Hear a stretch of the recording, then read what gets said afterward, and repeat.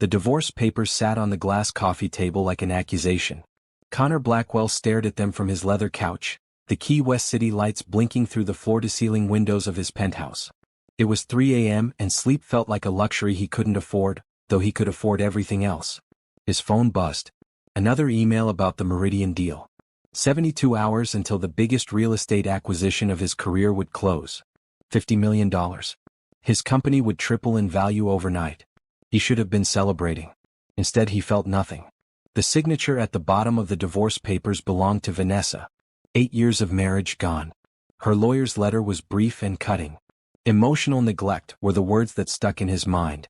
Not infidelity. Not abuse. Just absence. She said living with him was like living with a ghost who paid the bills. Connor stood and walked to the window. At 42, he had everything he'd worked for since leaving his small Ohio town at 18. The penthouse. The company. The reputation. People respected Connor Blackwell. They feared him in negotiations. They wanted his advice, his money, his approval. But Vanessa didn't want him anymore. He picked up his phone and scrolled through his contacts. Hundreds of names. Business associates. Clients. Lawyers. Contractors. His thumb hovered over mom, but he didn't press it. What would he say? That he'd failed at the one thing that wasn't supposed to be a transaction? The city below was quiet. Key West never really slept, but at this hour, it rested. Connor made a decision that surprised him. He would walk. Just walk. Something he hadn't done in years without a destination or purpose. He changed from his suit into jeans and a green polo shirt, clothes that felt foreign on his body. When was the last time he wore casual clothes? He couldn't remember. His driver was off duty, which meant he'd actually have to walk out his front door like a normal person. The elevator ride down felt longer than usual. The lobby was empty except for the night security guard, who looked startled to see him. "Mr. Blackwell? Is everything all right?" "Fine, Thomas. Just taking a walk." Thomas nodded slowly, the way you nod at someone who's clearly not fine but you're too polite to say so. The humid Florida air hit Connor as he stepped outside. It was late September, and the heat had finally broken into something bearable. He turned left, heading toward the waterfront without thinking. His feet carried him past closed shops and quiet bars, past tourists stumbling back to their hotels, past the life he usually observed from car windows. A cat darted across his path, startling him. When was the last time something unexpected had happened to him? His life was scheduled down to 15-minute increments. His assistant managed his calendar like a military operation. Spontaneity was inefficient. But here he was, walking at 3 a.m. with no plan. He thought about Vanessa's last words to him, spoken 3 weeks ago in this same penthouse. "I don't know who you are anymore, Connor. I'm not sure you do either."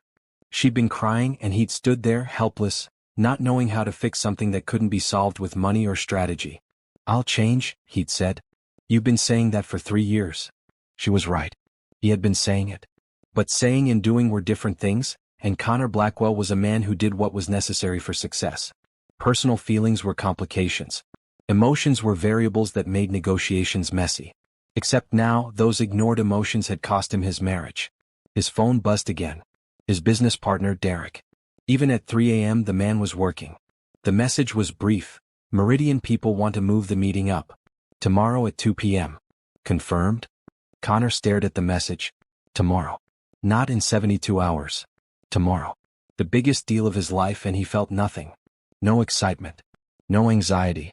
Just emptiness. He typed back, "Confirmed." The waterfront was ahead now. He could hear the ocean, that constant rhythm that had been the background of his life since moving to Key West 5 years ago. He'd chosen this city for its tax benefits and business opportunities, not for its beauty. But now, in the dark early morning, he noticed things he'd never paid attention to. The way the streetlights reflected on the water.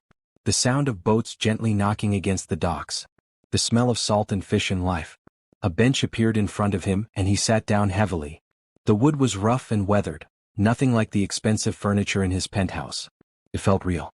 Connor put his head in his hands. When had he become this person? His mother had raised him to be kind. His father, before he died, had taught him that success meant nothing if you were alone. But somewhere between Ohio and Key West, between 22 and 42, he'd forgotten those lessons. The Meridian deal would make him richer. More successful. More respected in business circles. But who would he celebrate with? Derek would shake his hand and immediately start planning the next acquisition. His employees would send congratulatory emails written by assistants. His mother would say she was proud but ask when he was coming to visit, a question he'd been avoiding for 2 years. Vanessa would sign the divorce papers and move on with her life. Connor looked up at the sky. The stars were fading as the first hint of dawn touched the horizon. He'd sat here longer than he thought. Time had passed in that strange way it does when you're lost in your own head. You should go back. Shower. Prepare for the meeting. Review the contracts one more time. That's what the old Connor would do. The successful Connor. The Connor who had everything except what mattered. But instead he stayed on the bench and watched the sun start to rise. Colors spread across the sky in ways he'd forgotten existed. Pink and orange and gold, painting the world new. And that's when he saw her. A woman pushed a cart along the waterfront path. Even from a distance he could see the cart was painted in bright colors, reds and yellows and blues. She wore a maroon apron over a white shirt, and her dark skin glowed in the early morning light. She was singing something he couldn't quite hear, her voice carrying on the breeze. Connor watched as she set up her cart near the water. She moved with purpose but without rush, arranging items he couldn't see from his bench. There was joy in her movements, a contentment he hadn't seen in himself for longer than he could remember. He stood up, drawn by curiosity he didn't understand. As he got closer he could smell something wonderful. Baked goods. Cakes. Fresh and sweet and completely out of place on a waterfront dock at dawn. The woman looked up as he approached, and her smile was immediate and genuine. "Morning. You're up early. Or is it late for you?" Connor stopped, caught off guard by the directness of her greeting. "Early. I couldn't sleep. One of those nights. Well, you're in luck. I've got fresh cakes that'll either solve your problems or make you forget them for a minute. Both are valuable." She had the most expressive eyes he'd ever seen, warm and alive with humor. There was a small spot of what looked like frosting on the corner of her mouth, and she seemed completely unconcerned about it. "You sell cakes here?" "At dawn. I sell cakes when people need cakes, and people always need cakes. Breakfast, celebration, comfort, or just because it's Tuesday. I'm not picky about the reasons." Connor found himself almost smiling. "That's an interesting business model. It works for me. Now, are you going to stand there analyzing my business strategy, or are you going to try a slice? I've got key lime, chocolate raspberry, and lemon lavender today. All made fresh last night." He looked at the cakes displayed in the cart. They were beautiful in a homemade way, not perfect but clearly made with care. "How much?" $5 a slice. $7 for the lemon lavender because the lavender's expensive and I'm running a business, not a charity." Connor pulled out his wallet. He had $300 bills and nothing smaller. He always carried cash for tips and small transactions, though he rarely used it. "I'll take all of them." The woman's smile faded slightly. "All of what?" "All the cakes. Every slice you have." "How much for everything?" She crossed her arms, and the warmth in her eyes cooled to something more cautious. "That's not how this works. I'm offering to buy your entire inventory. You'll make more money in one transaction than you would all morning. It's efficient." "Efficient." She repeated the word like it tasted bad. "Let me explain something to you, mister. These cakes aren't just products. They're for the fishermen who come by before their boats leave. For the nurses finishing night shifts at the hospital. For the guy who proposes to his boyfriend over there by that bench every Tuesday until he says yes, which happened last week, by the way. You don't get to buy out their chance to have something good this morning just because you've got money and no patience." Connor stood there, his wallet in his hand, feeling like he'd been slapped. "I didn't mean." "I know what you meant. You meant to solve a problem quickly so you could move on to the next thing. But some things aren't problems to be solved.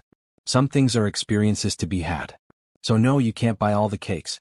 You can buy one slice, eat it, and maybe remember that other people exist in the world besides you." The sun was fully up now, and Connor could see her face clearly. She wasn't angry, just firm. And she was absolutely right. "You're right," he said quietly. "I'm sorry. Can I buy one slice of the key lime?" Her smile returned, smaller but genuine. "Now we're talking. Key lime's a good choice. It's honest. Not trying to be fancy, just trying to be good." She cut a generous slice and placed it on a small paper plate with a plastic fork. Connor handed her $100 bill. "I don't have change for this." "Keep it." "No. It's a tip. It's manipulative. You're trying to buy goodwill after I called you out. $5 or no cake." Connor stared at her. No one talked to him like this. No one refused his money. No one challenged him so directly. And stranger still, he liked it. "I don't have anything smaller." She sighed, opened a small box under the cart, and counted out $95 in small bills and coins. Here. Your change. Now eat the cake before it gets warm. Key lime's best when it's cool. Connor took the change in the cake. He took a bite and the flavor surprised him. It was perfect. Tart and sweet and creamy, with a crust that was buttery and crisp. This is incredible. I know. My mama's recipe. She knew what she was doing. There was love in her voice when she mentioned her mother, a tenderness that made Connor's chest ache. What's your name? Claire. Claire Thompson. And before you ask, no, I don't have a business card, and no, I'm not interested in expanding or franchising or whatever business thing you're about to suggest. I like my cart, my cakes, and my customers. I'm Connor. I figured you were somebody, Connor. You've got that look. Expensive watch, good shoes, and the kind of tiredness that comes from having too much and not enough at the same time. He should have been offended. Instead, he felt seen. That's very perceptive. I pay attention. It's free and it tells you more than money ever could. A fisherman approached the cart, and Claire's attention shifted immediately. She greeted him by name, asked about his daughter's soccer game, and served him chocolate raspberry with the same joy she'd shown Connor. They laughed about something and the man walked away smiling. Connor finished his cake, threw away the plate, and stood there awkwardly. He didn't want to leave, which was strange. He had a meeting in 9 hours. He needed to shower, prepare, and review contracts. But here, on this waterfront dock, eating cake made by a woman who saw through him completely, he felt more present than he had in years. Will you be here tomorrow? He asked. Claire looked at him with those expressive eyes. Same time, same place. But you can't buy all the cakes then either. Understood. Maybe just one slice. Maybe. She smiled at him, and it felt like a gift he hadn't earned but was grateful to receive anyway. Connor walked back toward his penthouse, the taste of key lime still on his tongue. The sun was bright now, the city waking up around him. He had a massive deal to close, a marriage to mourn, and a life to figure out. But tomorrow morning he'd be back at that cart. For the first time in longer than he could remember, he had something to look forward to that had nothing to do with money or success or proving himself to people who didn't really matter. He had a cake vendor who told him the truth and a slice of key lime that tasted like hope. Are you someone who believes in second chances? In finding connection when you least expect it? If Connor's story resonates with you, subscribe and let me know in the comments. Would you accept a challenge like Claire's or would you walk away? Your thoughts matter. Connor's meeting with the Meridian investors lasted 4 hours. He signed papers, shook hands, and smiled at appropriate moments. Derek kept giving him strange looks across the conference table, probably because Connor seemed distracted. He was. His mind kept drifting to a cake cart on the waterfront and a woman who refused his money. When the meeting finally ended, Derek pulled him aside. Are you all right? You seemed off today. I'm fine. Just tired. We just closed the biggest deal of our lives and you look like you're attending a funeral. What's going on? Connor thought about telling him. About Vanessa. About the divorce papers. About walking at dawn and meeting someone who saw through all his carefully constructed walls. But Derek wouldn't understand. Derek lived for deals like this. His wife was a lawyer who understood long hours and canceled dinners. They made it work because they were the same kind of people.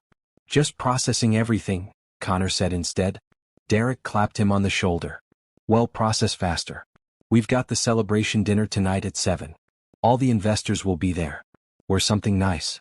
Connor nodded and left the building. His driver was waiting, but Connor told him to go home. He'd walk. It was only 3 in the afternoon, and he had 4 hours before dinner. He could go back to the penthouse, change, and review the acquisition documents again. Or he could do something else. He walked toward the waterfront. The sun was hot and bright, nothing like the soft dawn light from this morning. Tourists crowded the streets now, taking photos and eating ice cream.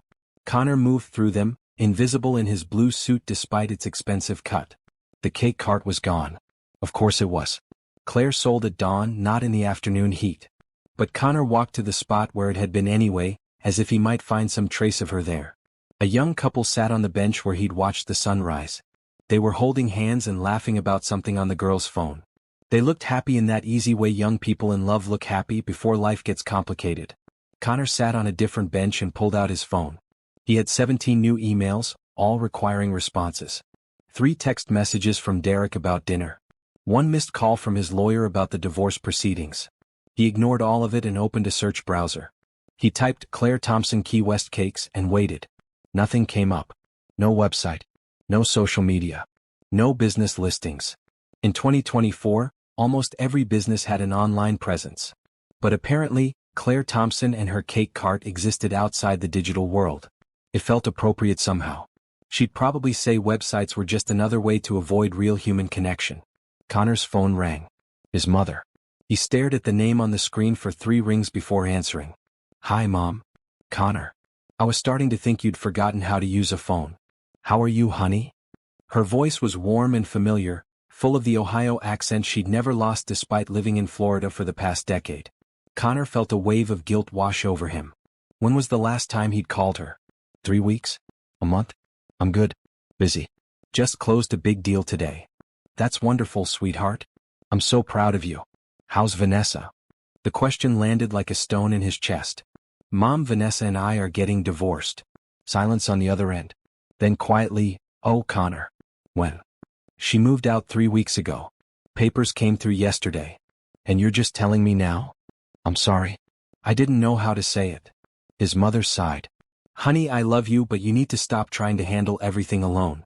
That's what got you here in the first place. You don't know that. Don't I? You've been pulling away from everyone who loves you for years. Your father used to say you were so focused on the destination that you forgot to enjoy the journey. I'm starting to think he was right." Connor closed his eyes. His father had died 10 years ago, a heart attack at 63. The last conversation they'd had was an argument about Connor canceling Christmas to close a deal in New York. "Dad wanted me to be successful. He wanted you to be happy. Success was supposed to be a tool for that, not the whole point. There's a difference, Connor." "I know." And he did know. He'd just forgotten somewhere along the way. "Come visit me this weekend. Please. We'll have dinner, you can sleep in your old room, and we'll figure this out together." "I can't this weekend. I have meetings." "Next weekend then." "Maybe." Another sigh. "Connor Paul Blackwell, I am your mother, and I am telling you that maybe isn't good enough anymore. Next weekend. I'll make your favorite pot roast. We'll talk about everything you've been avoiding.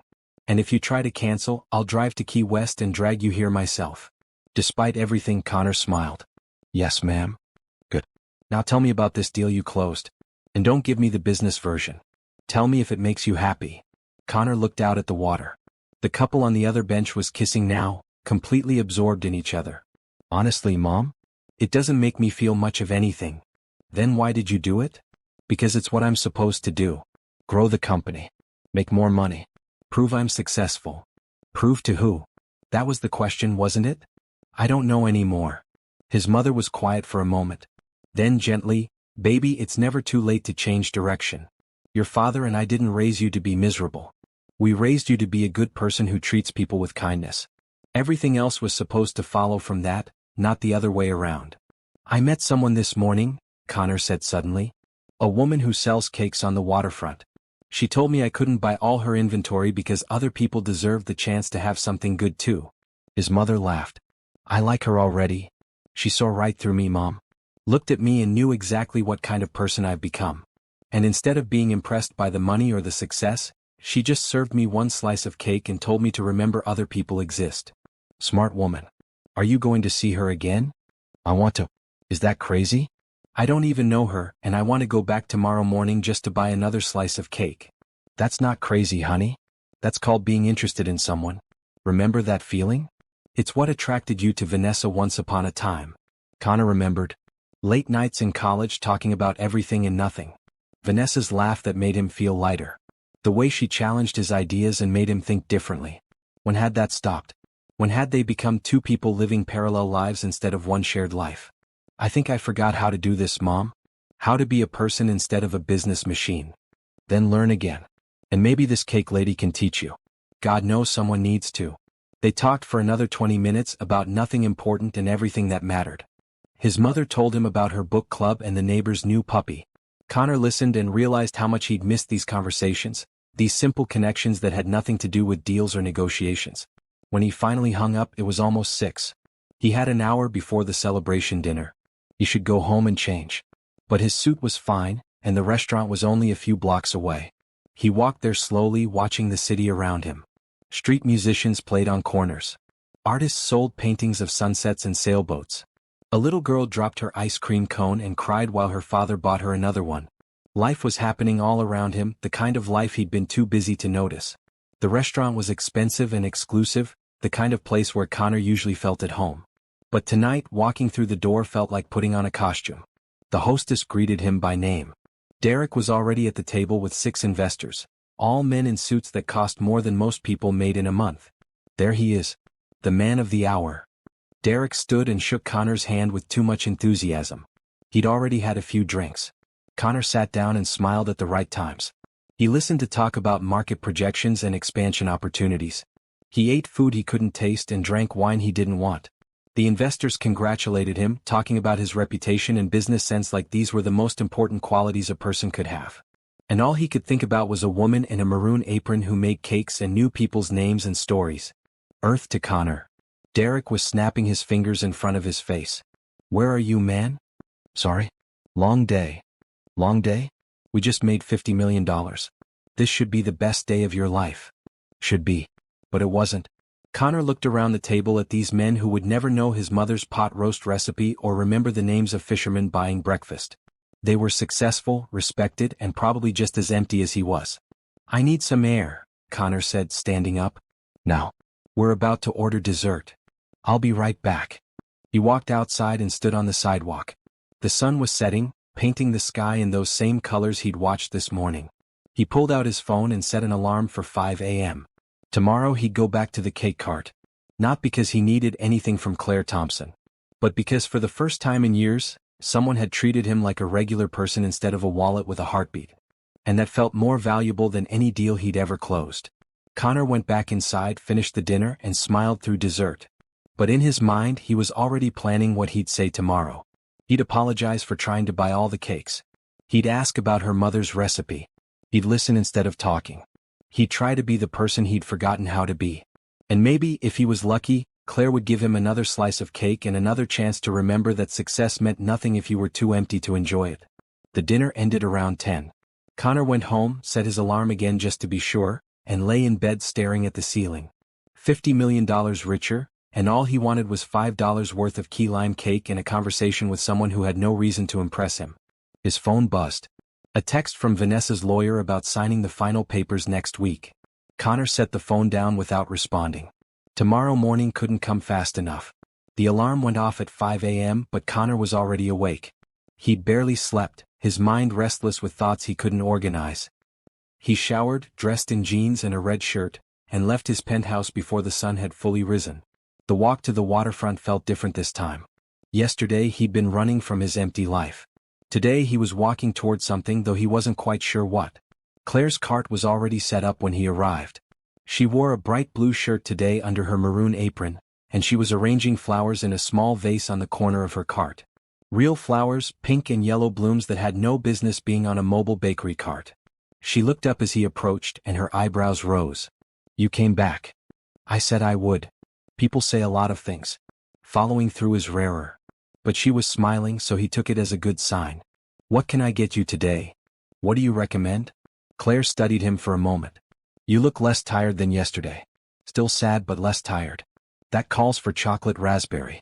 It's got enough sweetness to remind you good things exist, but enough depth that it doesn't insult your intelligence. Connor laughed, surprising himself. That's the most thoughtful cake recommendation I've ever received. I take cake very seriously. It's basically edible therapy. She cut him a slice, and this time Connor had exact change ready. $5 in singles, counted out carefully. Claire took the money with an approving nod. Look at you, coming prepared. I'm impressed. I learn from my mistakes. That's a rare quality in men with expensive watches. Connor looked down at his watch, a Rolex he'd bought to celebrate his first $1 million deal. It cost more than Claire probably made in 3 months. Should I not wear it? Wear what you want. Just don't let it wear you. She handed him the cake. Eat here today. I want to see if my recommendation was right. So Connor stood by the cart and ate the chocolate raspberry cake. It was rich and complex, with layers of flavor that developed as he chewed. This is amazing. Do you bake all of these yourself? Every night. Start around 8 p.m., finish around 2 a.m. Sleep for a few hours, then set up the cart by 5. Been doing it for 6 years now. That's exhausting. It's honest work. I make something with my hands that brings people joy. Not many jobs can say that. She served a young nurse who looked dead on her feet, chatting with her about a patient who was finally being discharged. The nurse left with lemon lavender cake and a smile. Connor watched the interaction, fascinated by how easily Claire connected with people. You really know all your customers. Most of them. The regulars anyway. That's Linda. Her shift ends at 5, and she always gets lemon lavender because it reminds her of her grandmother's garden in Georgia. She's been saving up to bring her grandma down to visit next month. How do you remember all that? Claire shrugged. I pay attention. People tell you their stories if you actually listen. Most folks are so busy or distracted that nobody really hears them anymore. So I hear them. And I remember. A fisherman approached, the same one from yesterday. Claire greeted him by name again. Morning, Frank. How's Bella doing with soccer? She scored 2 goals last night. I've got pictures. Frank pulled out his phone and showed Claire photos of a girl in a green uniform, beaming with pride. Look at her go. Tell her Miss Claire says congratulations. And here, take an extra slice for her. Growing soccer stars need fuel. Claire, I can't. You can and you will. Consider it a championship bonus. Frank left with 2 slices and gratitude shining in his eyes. Connor waited until he was gone before speaking. You do that a lot?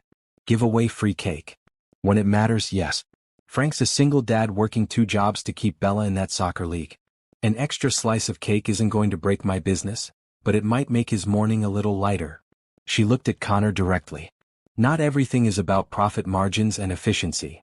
Yesterday you said you were running a business, not a charity. I'm running a business. But a business run by a human being, not a calculator. There's a difference. Connor thought about his own company.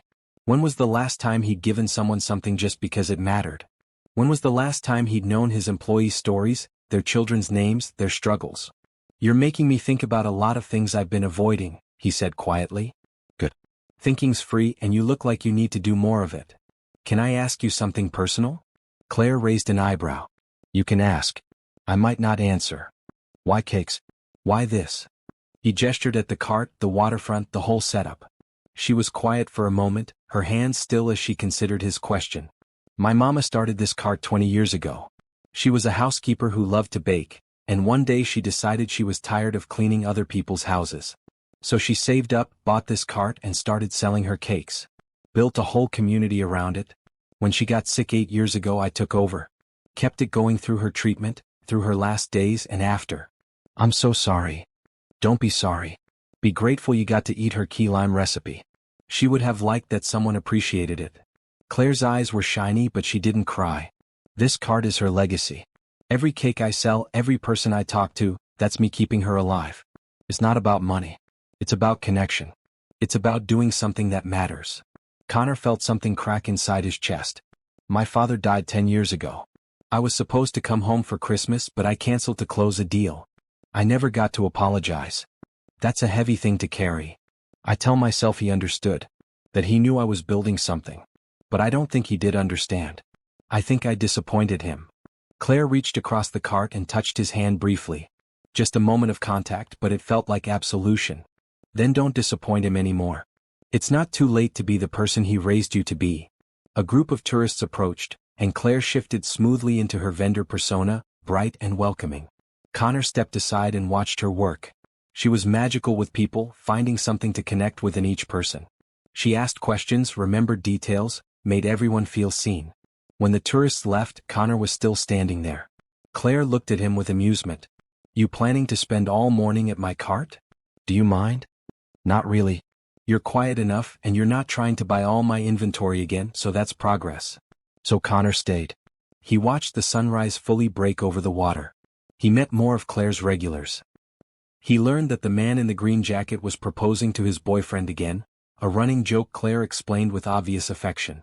He listened to Claire talk about her daughter, Tasha, who was in her 2nd year of medical school in Miami. She's the smart one in the family, Claire said with pride. Full scholarship, top of her class. She's going to be a pediatrician. Always wanted to help kids. You must be proud. Proud doesn't even cover it. I worked 3 jobs when she was growing up, kept this cart going, made sure she had what she needed for school. Every acceptance letter, every good grade, every award, that was us winning. Both of us. Where's her father? Claire's expression hardened slightly. Gone. Left when Tasha was 2. Decided being a father was too hard, so he just stopped showing up. Haven't heard from him in 20 years. I'm sorry. I'm not. We did fine without him. Better, probably. Tasha knows what real love looks like because I showed her every single day. That's worth more than a father who didn't want to be there. Connor thought about his own father, who'd been there but who Connor had taken for granted. Who he'd disappointed in the name of success. You're an amazing mother. I try. That's all any of us can do. Try our best and hope it's enough. By 7 a.m. the early morning rush was over. Claire started packing up her cart, moving with practiced efficiency. Connor helped without asking, handing her containers and folding the small table she used for display. You don't have to help. I know. I want to. They worked in comfortable silence for a few minutes. Then Claire spoke again. Why are you really here, Connor? And don't say it's just for the cake. He stopped, holding a stack of paper plates. Honestly? Because yesterday morning, you treated me like a regular person. You didn't care about my money or my success. You just saw me. And I realized nobody has really seen me in a very long time. That sounds lonely. It is. I'm getting divorced. My wife says I'm emotionally absent, and she's right. I just closed the biggest deal of my career, and all I could think about was coming back here to buy another slice of cake from someone who told me the truth. Claire studied him. That's a lot to put on a cake vendor you just met. I know. I'm sorry if it's too much. I didn't say it was too much. Just a lot. She finished packing and turned to face him fully. Here's the thing, Connor. You seem like a good person who got lost in all the wrong things. That happens. Life gets busy, priorities get confused, and suddenly you look around and wonder how you got here. But the good news is you're not dead yet. You can change direction anytime you want. How? Start by figuring out what actually matters to you. Not what you think should matter or what other people say should matter. What makes you feel alive? What makes you want to get up in the morning? What would you do if money wasn't a factor? Connor thought about it. The answer came more quickly than he expected. I want to help people. Build things that matter, not just things that make money. Connect with people instead of using them. Be someone my father would have been proud of. Then do that. It's not that simple. It never is. But it's also not as complicated as you're making it. You've got resources. You've got skills. Use them for something besides making yourself richer. Figure out how to build a life that feels good, not just looks good. A text message buzzed on Connor's phone. Derek asking about another meeting. Connor silenced it without reading the full message. I'll be here tomorrow, he said to Claire. Same time. I'll be here. Same cakes, same truth-telling. You sure you can handle it? I'm starting to think it's exactly what I need. Claire smiled at him and something warm bloomed in Connor's chest. Hope maybe. Or possibility. Or just the simple pleasure of being seen by someone who had no agenda except honesty. He walked back to his penthouse with chocolate on his tongue and questions in his mind. But for the first time in years, they were the right questions. What did he actually want? Who did he want to be? How could he build a life that mattered? He didn't have the answers yet. But tomorrow morning he'd be back at the cake cart, and maybe Claire would help him figure it out. One slice at a time. Connor came back every morning for the next 2 weeks. It became a routine that felt more important than any meeting on his calendar. Wake at 5, walk to the waterfront, buy one slice of cake, and talk with Claire as she served her regular customers. He learned things about her that fascinated him. She could recite poetry from memory. She'd never traveled outside Florida but could describe Paris from books like she'd lived there. She laughed with her whole body, and the sound made something in Connor's chest feel lighter. He also learned about himself through her questions. Claire didn't ask about his business or his money. She asked what made him happy as a child. What he dreamed about at night. What scared him. What he'd do if he had only 1 year to live. I think I'd spend more time with my mom, he said one morning, working through lemon lavender cake. And I'd apologize to everyone I hurt by being absent. So why wait? You've got more than a year, hopefully. Start now. So Connor did. He called his mother every evening. He visited her that weekend, despite Derek's protests about missed meetings. He sat in his childhood home and ate pot roast and talked about his father and his failures and his hope that maybe he could still change. His mother hugged him and cried and told him it was never too late. Connor also started changing how he ran his company. He learned his employees' names, all 200 of them. He asked about their families. He adjusted policies to give better parental leave and flexible hours. Derek thought he'd lost his mind. You're going soft, Derek said during a management meeting. This isn't how you build an empire. Maybe I don't want an empire, Connor replied. Maybe I want a company where people actually want to work. But the biggest change was in his mornings. Those hours with Claire became sacred. He'd arrive at her cart, buy his daily cake, and just exist in her presence. They talked about everything and nothing. She told him stories about her customers. He told her about his childhood in Ohio, about dreams he'd forgotten he had. And slowly, carefully, Connor realized he was falling in love with her.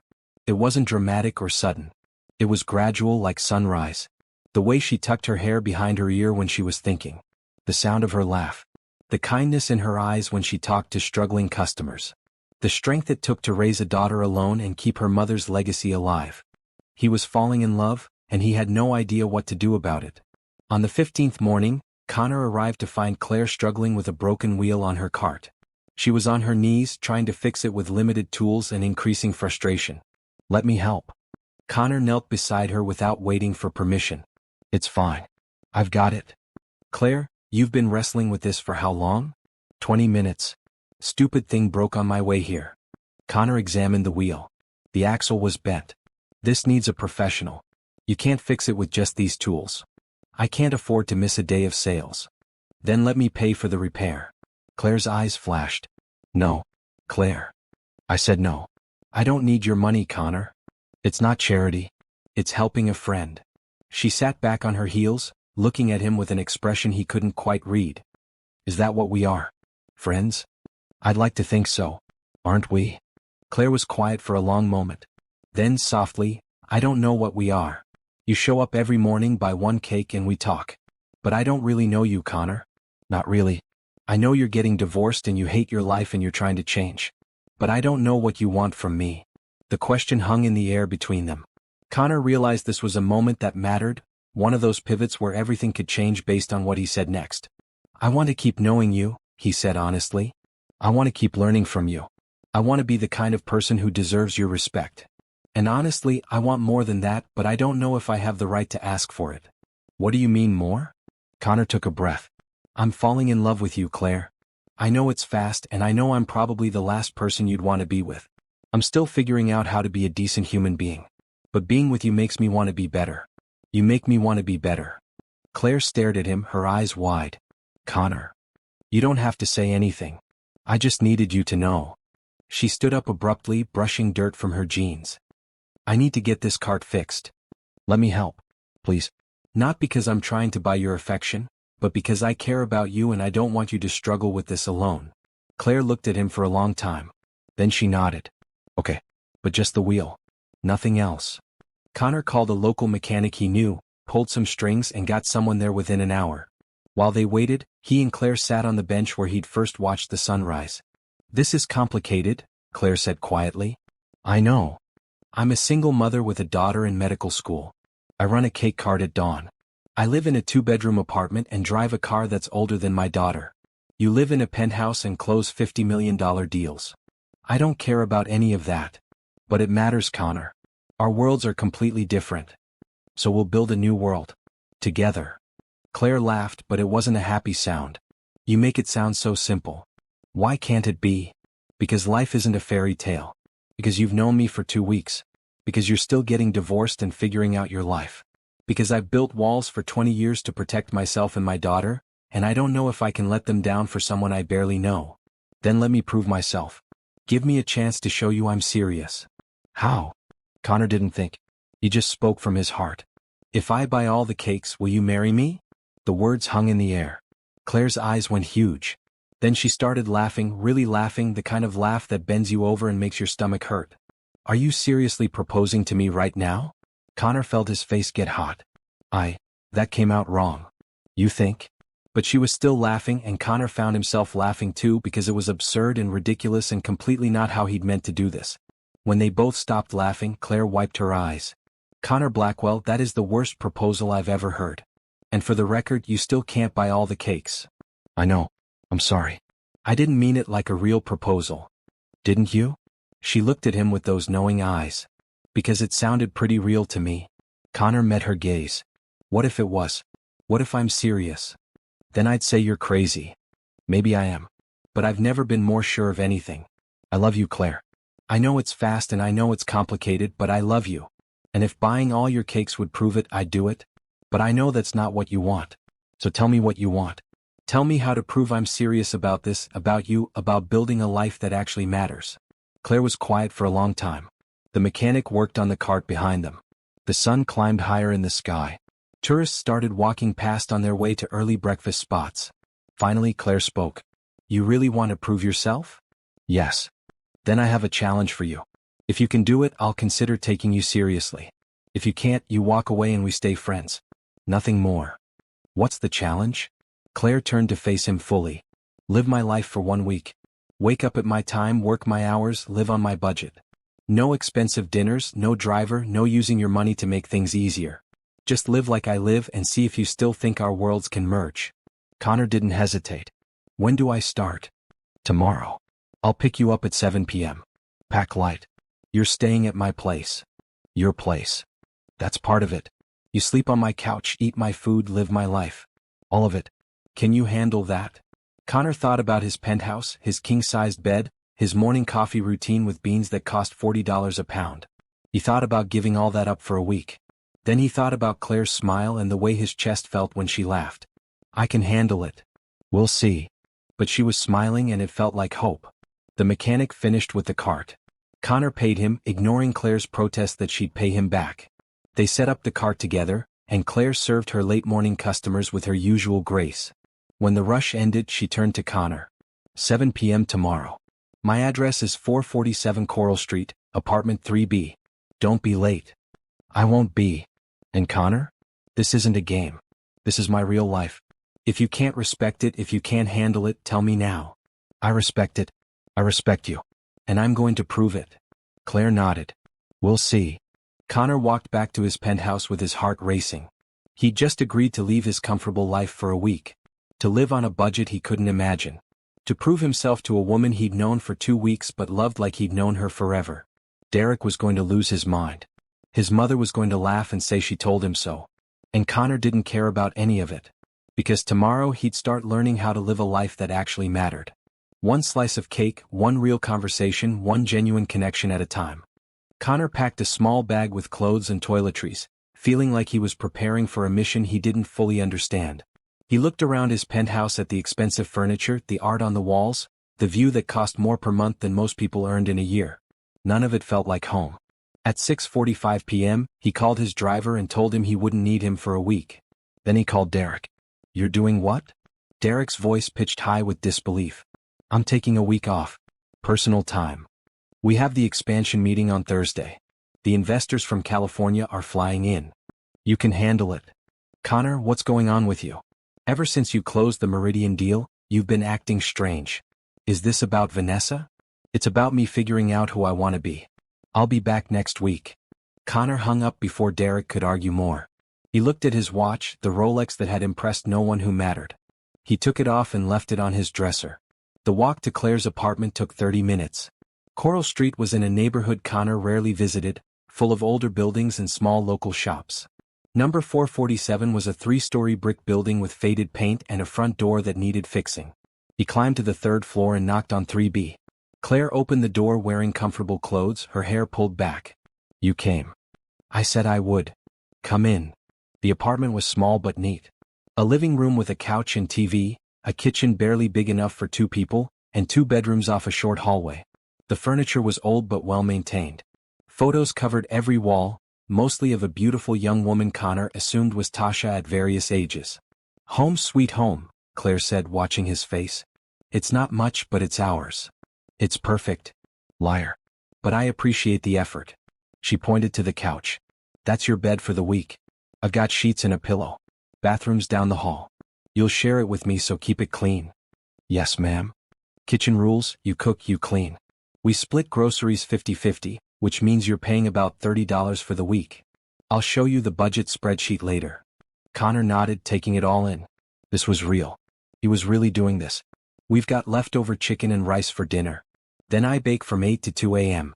You're welcome to help or sleep, but if you sleep, you need to wake up at 4:30 to help me load the cart. I'll help with both. Claire studied him. We'll see how long that lasts. Most people can't handle my schedule for more than a day. They ate dinner at a small table in the kitchen. The food was simple and delicious, seasoned with care. Connor asked about the photos on the walls and Claire told him stories about Tasha. Her first day of school. Her high school graduation. Her acceptance to medical school. She's coming home this weekend, Claire mentioned casually. You'll meet her. Connor's stomach dropped. This weekend? Problem? No. Just nervous. What if she doesn't like me? Then you're in trouble because Tasha's opinion matters more to me than anything else in the world. She's been my reason for everything since the day she was born. What have you told her about me? That some guy's been buying cake every morning for 2 weeks and thinks he's in love with me. Claire said it matter-of-factly, but Connor could see the challenge in her eyes. And what did she say? That she'll believe it when she sees it. Tasha's protective. Her father left and she watched me struggle. She doesn't trust easily, especially not men who show up out of nowhere with money and promises. I understand. Do you? Because Tasha won't be impressed by your penthouse or your deals. She'll be evaluating whether you're good enough for her mother. And trust me, her standards are high. Connor felt the weight of that. I'll do my best. After dinner they cleaned the kitchen together. Then Claire led him to her workspace, a corner of the living room set up with baking equipment. Mixing bowls, measuring cups, ingredients organized in careful rows. This is where the magic happens, she said with a smile. Tonight we're making key lime, chocolate raspberry and lemon lavender. 20 cakes total. You ready? Teach me. So Claire taught him. How to measure ingredients precisely. How to mix batter to the right consistency. How to know when a cake was perfectly baked by touch and smell, not just timers. Connor followed her instructions, finding unexpected peace in the repetitive motions. They worked in comfortable silence, broken occasionally by Claire's instructions or corrections. Connor messed up a batch of chocolate raspberry by overmixing, and Claire patiently showed him how to fix it. Baking is forgiving if you pay attention, she explained. But it doesn't tolerate arrogance. You have to respect the process. Like life. Exactly like life. Around midnight, Connor's phone buzzed. Derek, sending urgent messages about the expansion meeting. Connor silenced it and put the phone away. You can answer if you need to, Claire said. I don't need to. I'm here doing this. Everything else can wait. By 2 a.m. they had 20 perfect cakes cooling on racks. Connor's feet hurt, his back ached, and his hands were covered in batter and frosting. He'd never felt more accomplished. Not bad for your first night, Claire admitted. You didn't quit or complain once. Why would I? This is incredible. You made something beautiful with your own hands. We made something beautiful. You helped. They cleaned up the kitchen and Claire showed him how to set up the couch with sheets and a pillow. Alarms at 4:30. Don't oversleep. I won't. Good night, Connor. Good night, Claire. He lay on the couch, which was less comfortable than his king-sized bed but somehow felt better. Through the thin walls, he could hear Claire moving in her room, getting ready for bed. City sounds filtered through the windows. A car alarm. Distant voices. Life happening all around him. Connor closed his eyes and smiled. The alarm felt cruel when it went off at 4:30. Connor dragged himself up, groggy and disoriented. Claire was already in the kitchen, dressed and ready, looking far too alert for someone who'd slept 2.5 hours. Morning, sunshine. Coffee's ready. Connor poured himself a cup and took a grateful sip. How do you do this every day? Practice. And necessity. Bills don't pay themselves. She handed him a list.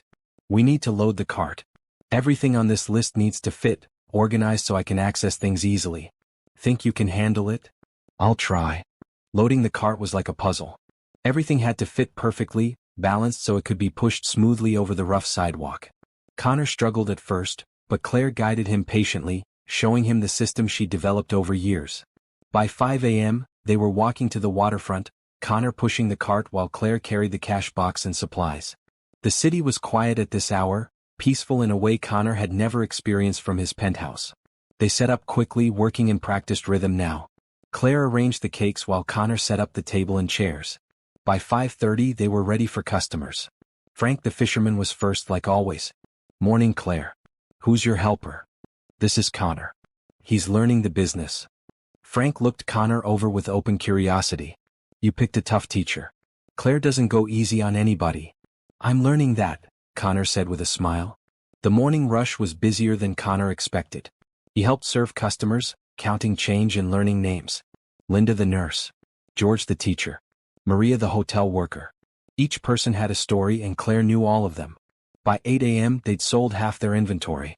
Connor's feet were screaming and he'd never been more tired. But watching Claire interact with her customers, seeing the joy she brought to their mornings, he understood why she did this. "Break time," Claire announced. She cut them each a slice of cake and poured water from a thermos. They sat on the bench and watched the water. "So?" she asked. "Still think you can handle a week of this?" Connor looked at his hands, rougher than they'd been yesterday. His body ached. He'd slept less than 3 hours. He had no idea how his business was doing and he didn't care. "I can handle it. The question is, can you handle having me around?" Claire smiled. "You're not completely useless. That's something." They finished the morning shift by 10, packed up, and walked the cart back to Claire's apartment. Connor pushed while Claire walked beside him, pointing out details of the neighborhood he'd never noticed. The mural on the community center. The garden Mrs. Rodriguez maintained. The bakery that gave day-old bread to people who needed it. Back at the apartment, Connor collapsed on the couch. "Nap time? If you want. I've got errands to run, bills to pay, groceries to buy. You're welcome to come." So Connor went. He watched Claire negotiate prices at the market, carefully comparing costs and choosing items that balanced quality with affordability. She showed him her budget spreadsheet on her phone, every dollar accounted for. "This is what living on $30,000 a year looks like," she explained. "Every choice matters. Every dollar has a job. There's no room for waste." Connor thought about his own spending, the thoughtless purchases and expensive meals. He'd spent more on a single dinner last week than Claire spent on groceries for a month. They got home around 2 p.m. Claire made lunch while Connor reviewed her budget spreadsheet more carefully. Rent, utilities, groceries, Tasha's medical school help, business expenses, savings. Everything was carefully planned with almost nothing left over. "How do you do it?" he asked. "How do you live with no margin for error?" "You do what you have to do. And you find joy in what you have instead of worrying about what you don't." After lunch, Claire let Connor nap on the couch. He slept dreamlessly for 3 hours, waking to the smell of dinner cooking. "Good nap," Claire called from the kitchen. "Best sleep I've had in years." That's what honest work does. Tires you out in all the right ways. They ate dinner together and Connor helped clean up. Then it was back to baking, another night of mixing and measuring and learning. Connor's hands moved more confidently now and Claire corrected him less. Around midnight, Claire's phone rang. She glanced at the screen and smiled. "It's Tasha." She answered on speaker. "Hey, baby girl." "Hi, Mama. Just finished studying. Thought I'd check in." Tasha's voice was warm and confident. "How are you?" "Good. Tired but good. I've got help this week." "Help? Since when do you let anyone help with the cakes?" "Since I decided to give someone a chance." "Tasha, say hi to Connor." There was a pause. Then cautiously, "Connor? The cake guy?" "That's me," Connor said. "Nice to meet you, Tasha." "We'll see about that. What are you doing at my mom's place?" "Learning. Your mother challenged me to live her life for a week. I'm on day 1. Another pause. "And how's that going?" "It's the hardest and most meaningful thing I've done in years." Tasha didn't sound convinced. "Mama, can I talk to you alone?" "Sure, baby." Claire took the phone off speaker and walked into her bedroom, closing the door. Connor kept working, mixing the next batch of cake batter. He could hear Claire's muffled voice through the door but couldn't make out words. The conversation lasted about 10 minutes. When Claire came back, her expression was hard to read. "Tasha's coming home tomorrow night instead of Friday. She wants to meet you." "That's good, right?" "We'll see. She's protective and she's got questions. Lots of questions. I'll answer them honestly." "You better. Because if Tasha doesn't trust you, this is over before it starts." "She's my priority, Connor. Always has been, always will be." "I understand. I wouldn't respect you if it was any other way." They finished baking in silence, but it wasn't uncomfortable. Connor thought about meeting Tasha, about proving himself to yet another person. But he wasn't nervous. He was determined. If he had to earn Claire's love piece by piece, starting with her daughter's approval, then that's what he'd do. Because some things were worth fighting for. And Claire Thompson was worth everything. Day 2 started the same as day 1. Alarm at 4:30. Loading the cart. Walking to the waterfront in the quiet pre-dawn darkness. But Connor's body protested more this morning, muscles sore from unfamiliar work. Claire noticed him wincing. "Hurting?" "A little. I'll be fine. There's pain cream in the bathroom cabinet. Use it tonight." They set up the cart and the morning routine continued. Connor was faster at serving customers now, and he'd started to remember the regulars' names. Frank asked about his daughter's game. Linda talked about her grandmother's upcoming visit. George mentioned his students' test scores improving. Around 7 a.m., Connor's phone buzzed insistently. He ignored it the first 3 times, but on the 4th, Claire noticed. "You need to answer that? It's just my business partner. He'll be fine." "Connor, you can't ignore your whole life. That's not what this challenge is about." So Connor checked his messages. 15 texts from Derek, increasingly frantic. The California investors had moved up their meeting to today. They wanted to discuss the expansion in person, and they were threatening to pull out if Connor wasn't there. "I have to make a call," Connor told Claire. "Do what you need to do." Connor stepped away from the cart and called Derek. "Finally. Where are you?" "The meeting's in 3 hours. I told you I'm taking the week off." "You can't take the week off in the middle of the biggest expansion opportunity we've ever had. These investors are serious, Connor. They want to put in $20 million, but only if you're the face of the company. They don't trust me to lead this." Connor watched Claire serve a young couple, laughing at something the man said. She looked happy, fully present in the moment. "Derek, how long have we worked together?" 15 years. "Why? In 15 years, have I ever given you a reason not to trust your abilities?" "That's not the point." "It is the point. You're a brilliant businessman. You know this company as well as I do. Handle the meeting. Tell them I've delegated this because I trust you completely. And if they won't invest because I'm not in the room, then they're not the right investors for us." "You're serious? You're really not coming?" "I'm serious. You've got this, Derek. I believe in you." There was a long silence. Then quietly, "What's happened to you?" "I'm figuring out what actually matters. Handle the meeting. Call me after and let me know how it goes." Connor hung up before Derek could argue more. His hands were shaking slightly. He'd just potentially walked away from a $20 million investment. The old Connor would never have done that. But the old Connor was miserable. He went back to the cart. Claire looked at him questioningly. "Everything okay?"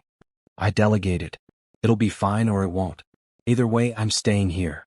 Something shifted in Claire's expression. "Respect, maybe." That was a big decision. It was the right decision. Derek's been ready to lead for years. I just never let him because I needed to control everything. Control's an illusion anyway. Life happens whether you're in charge or not. They worked through the morning rush. Around 9 a.m., a woman approached the cart who Connor hadn't seen before. She was elegant, well-dressed, and walked with the confidence of someone used to getting what she wanted. "Claire. I was hoping to catch you." Claire's smile was polite but cooler than usual. "Morning, Patricia. What can I do for you?" "I wanted to talk about your space. This spot on the waterfront, it's prime real estate. I'm representing a developer who's interested in buying the rights to this whole strip. I don't own this spot. It's public space." "Technically, yes. But my client is working with the city on a development project.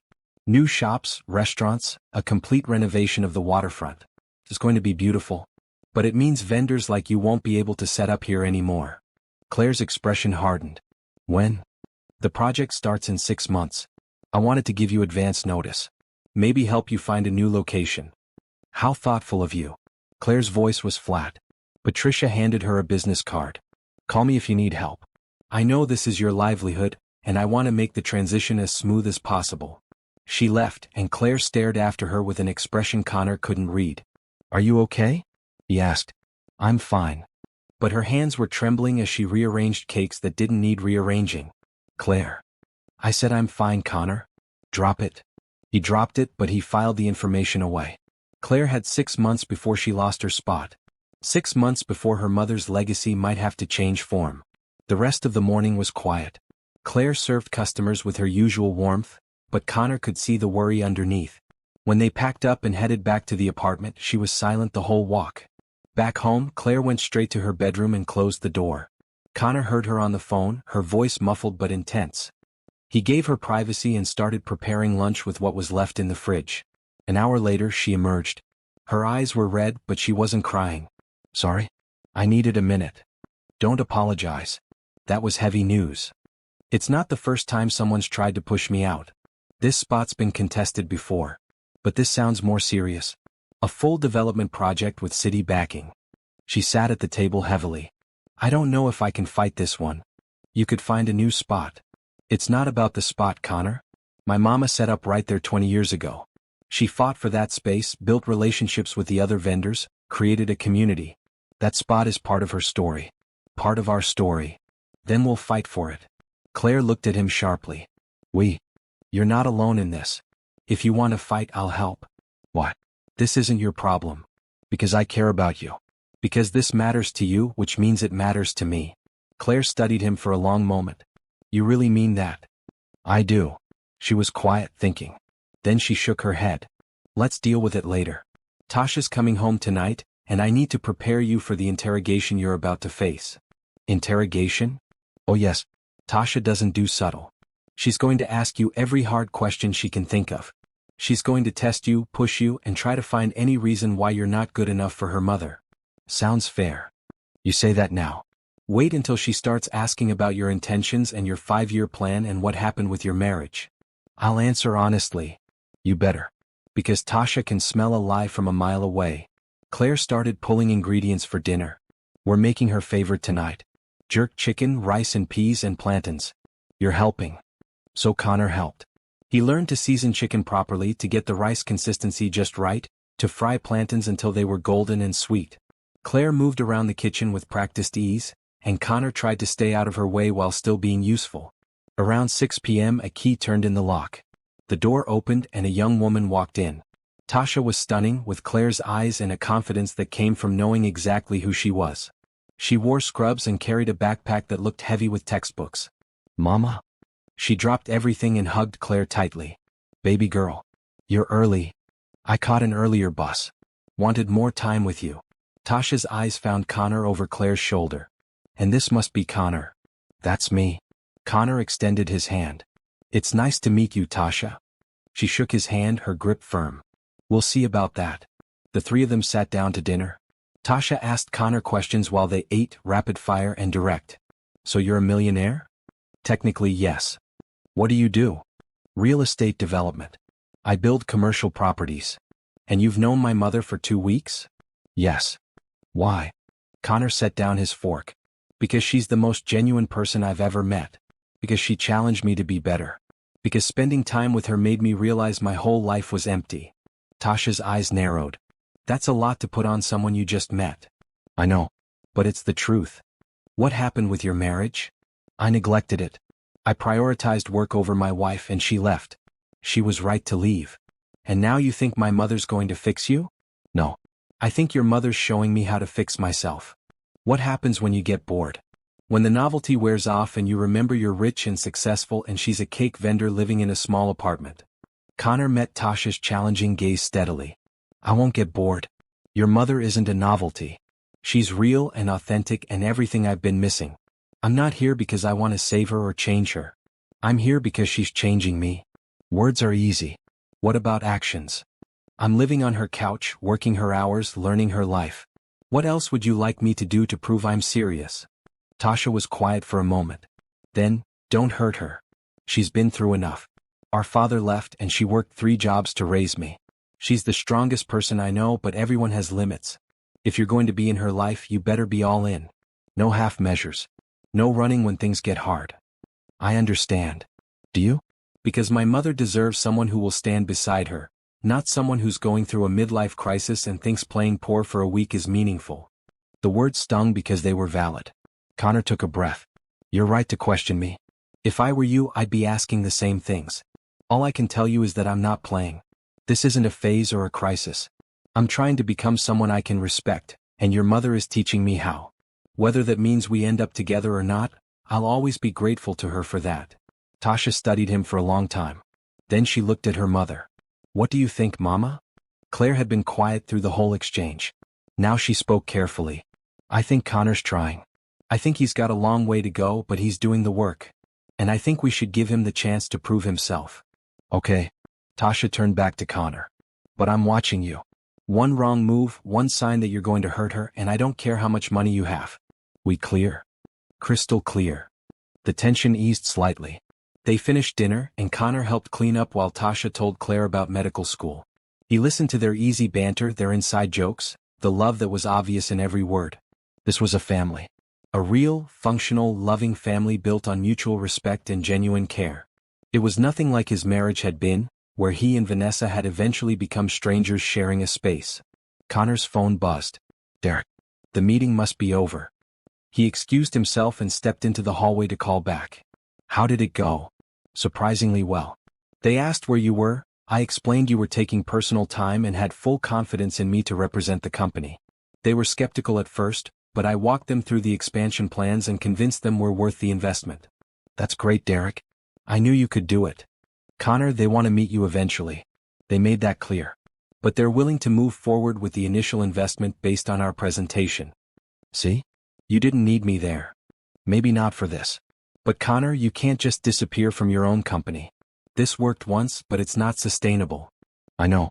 We'll figure it out when I get back. For now, just handle things. I trust you. After he hung up, Connor leaned against the hallway wall. The expansion was happening. The investment was secured. His company would grow just like he'd planned. But he felt no excitement. Just quiet satisfaction that Derek had succeeded. When he went back inside, Tasha and Claire were curled up on the couch, looking at photos on Tasha's phone. Medical school adventures, study groups, moments of a life Claire could only participate in through screens. Connor saw Claire's face as she looked at her daughter. Pure love, pride, and a hint of sadness that Tasha was growing up in a way. Connor, come look at this, Claire called. Tasha's class did a charity clinic in Little Havana. He sat on the other side of Claire and looked at the photos. Tasha in scrubs helping elderly patients, children smiling despite obvious illness. Real medical work helping real people. This is amazing, Tasha. You're doing incredible things. I'm trying. That's all any of us can do. They stayed up talking until midnight. Then Tasha claimed her bedroom and Connor set up the couch. Claire lingered after Tasha had gone to bed. She likes you, Claire said quietly. She won't admit it yet, but I can tell. How can you tell? Because she didn't eviscerate you completely. That was her going easy. Connor laughed. If that was easy, I'm terrified of hard. You should be. Tasha doesn't accept anyone easily. But you held your own. That matters. Thank you for defending me in there. I wasn't defending you. I was being honest. You are trying and I do want to give you a chance. But Connor, Tasha's right about one thing. If you're going to be in my life, you have to be all in. I don't do casual and I don't do temporary. I'm not looking for casual or temporary. Then what are you looking for? Connor looked at Claire in the dim light of the living room. A real life. A meaningful life. Connection that matters. And if I'm being completely honest, a future with you in it. Claire's breath caught. That's a lot to promise after 2 weeks. I know. But I've never been more sure of anything. She was quiet for a long moment. Then she stood. Get some sleep, Connor. We've got another early morning and Tasha's coming with us. She wants to see you work the cart. Another test? Everything's a test until you prove yourself. But you're doing okay so far. Claire went to her room and Connor lay on the couch. Through the wall, he could hear Tasha and Claire talking quietly. Mother and daughter, sharing the kind of bond he'd never really had with his own parents. He thought about his father, dead 10 years. About his mother, trying to maintain a relationship with a son who'd been emotionally absent. About Vanessa, his almost ex-wife who'd given up on them because he'd given up first. Connor had spent years building walls and now he was trying to tear them down. It was harder than any business deal he'd ever negotiated. More frightening than any risk he'd ever taken. But lying on Claire Thompson's worn couch, listening to the life of a family that actually functioned, Connor felt something he hadn't felt in years. Hope. Not for success or money or status. But for connection. For love. For a life that mattered more than his bank account. Tomorrow Tasha would watch him work. She'd evaluate whether he was worthy of her mother. And Connor would do his best to prove that he was. One cake, one customer, one genuine moment at a time. Morning came too early as it always did. But this time Tasha was up with them, already dressed and looking far too alert for 4:30 a.m. Med school trains you to function on no sleep, she explained. 4:30 is practically sleeping in. The three of them loaded the cart together, Tasha fitting in seamlessly with the routine. She asked Connor questions about his technique, tested whether he remembered customer names from previous mornings, and generally evaluated every move he made. You're slower than my mother, she observed. I've been doing this for 3 days. She's been doing it for 6 years. Fair point. But you're getting better. Yesterday you would have dropped that cake pan. On the walk to the waterfront, Tasha asked Connor about his business. Not judgmental questions but genuine curiosity about what he did and why. Real estate development sounds boring, she said. It can be. But it's about creating spaces where people live and work. When it's done right, it improves communities. And when it's done wrong, it displaces people and destroys neighborhoods. Which kind do you do? Connor thought about his projects. The office buildings, the luxury condos, the commercial spaces. Honestly, I've probably done both. I focused on profit margins and investor returns, not on community impact. That's something I need to change. At least you admit it. Most people just defend their bad choices. They set up the cart and the morning rush started. Tasha watched Connor interact with customers, how he remembered Frank's daughter's name, asked Linda about her grandmother, checked with George about his students. Around 7 a.m. an elderly man approached the cart. He looked tired and worried, and Claire's expression immediately shifted to concern. Mr. Rodriguez, what's wrong? It's Maria. She fell last night. Broke her hip. She's at the hospital and I don't know what to do. I don't drive, and the bus doesn't run direct to the hospital from here. Claire didn't hesitate. Connor, can you take him? I don't have my car here. Then call a ride service. My treat. Connor pulled out his phone, but something made him stop. Mr. Rodriguez, I can drive you myself. My car's at my place. It's a 20-minute walk from here. I can't ask you to do that. You're not asking. I'm offering. Let's go. Connor looked at Claire. Can you handle the cart alone? Tasha's here. We'll manage. Go. So Connor and Mr. Rodriguez walked to Connor's penthouse. The older man moved slowly, worry etched in every line of his face. They didn't talk much, but Connor learned that Maria was Mr. Rodriguez's wife of 53 years. They'd been together since they were 16. At the penthouse, Mr. Rodriguez stared at the building. You live here? For now. Come on up. In the garage, Connor's car sat where he'd left it. A Mercedes sedan, sleek and expensive. Mr. Rodriguez settled into the leather seat carefully, like he was afraid to touch anything. They drove to the hospital in silence. Connor parked in the visitor lot and walked Mr. Rodriguez inside, helping him navigate the confusing corridors until they found Maria's room. She was awake, looking small in the hospital bed. But her face lit up when she saw her husband. Ernesto, you found me. Of course I found you. As if I could lose you after 53 years. They embraced, and Connor felt like an intruder on their moment. He started to back out of the room, but Mr. Rodriguez called after him. Thank you, young man. You didn't have to do this. I wanted to help. Maria looked at Connor with knowing eyes. You're Claire's friend. The one who's been working her cart. That's me. She talks about you. Says you're learning. I'm trying. That's all we can do. Try and hope it's enough. Connor left them together and went to the hospital cafeteria to wait. He bought coffee and sat by a window watching people come and go. Families worried about loved ones. Doctors and nurses moving with practiced efficiency. Life and death happening in the same building, separated only by doors and hallways. His phone buzzed. Tasha. Mom says you took Mr. Rodriguez to see his wife. That was good of you. It's what anyone would do. No, it's not. Most people would have called a ride service and moved on with their day. You went out of your way.